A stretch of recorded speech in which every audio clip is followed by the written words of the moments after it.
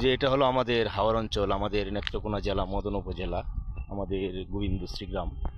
আর এটা গোবিন্দশ্রী গ্রামে সম্পূর্ণ পড়ে নাই, এটা হলো গোবিন্দশ্রী গ্রামের লাস্ট সীমানা এবং নূরপুর বোয়ালির মাঝামাঝি অবস্থান। আর এটা হলো একটি মিষ্টি কুমড়ার বিশাল একটি বাগান। এখানে প্রচুর পরিমাণে মিষ্টি কুমড়া চাষ হয়েছে, যে আমার পাশেই যে বিশাল বড় হাওর।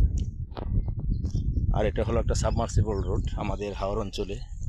আমাদের হাওর অঞ্চলে যারা আসেন নাই তারা হয়তো এটা সম্পর্কে ধারণা নেই। মুক্ত জীবন উপভোগ করা দরকার আছে।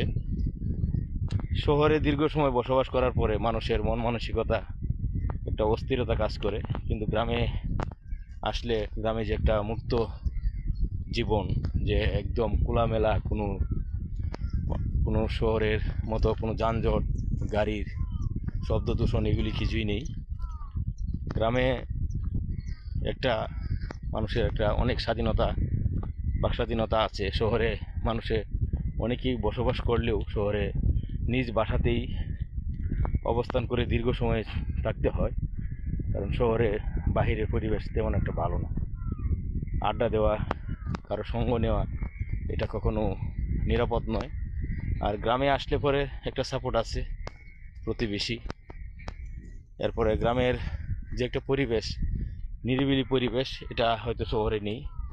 এই যে আমার এই পাশে আরেকটি একটি বিশাল সরিষা ক্ষেত, অনেক সরিষা ক্ষেত, এখানে একটি না অনেক ক্ষেত আছে, যে এই দৃশ্যগুলি শহরে বসে কখনো পাওয়া যাবে না। যারা আমরা অনেকেই শহরে থাকি, দীর্ঘ সময় ধরে বছরের পর বছর গ্রামে আসি না। অনেকে গ্রামে ঘরবাড়ি থাকা সত্ত্বেও, ভাই বোন আত্মীয় স্বজন থাকা সত্ত্বেও কিন্তু আমরা অনেকে আসি না। কিন্তু এই দীর্ঘ সময় থাকার পরে মন মানসিকতা